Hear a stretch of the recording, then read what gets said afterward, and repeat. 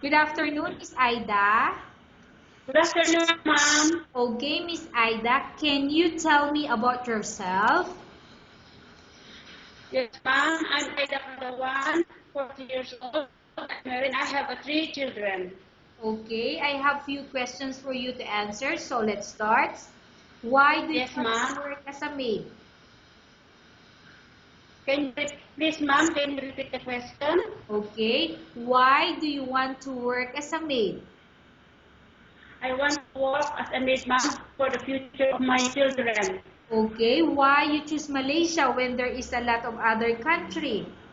I choose Malaysia, ma'am, for the financial support of my children. I want to see your beautiful place. Okay, how are you qualified for this job?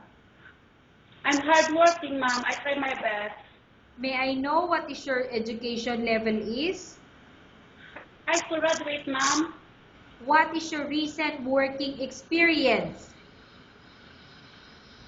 Ma'am? What is your recent working experience?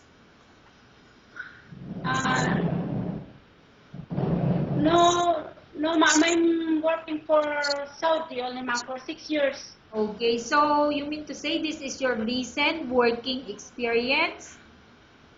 But no, ma'am, no.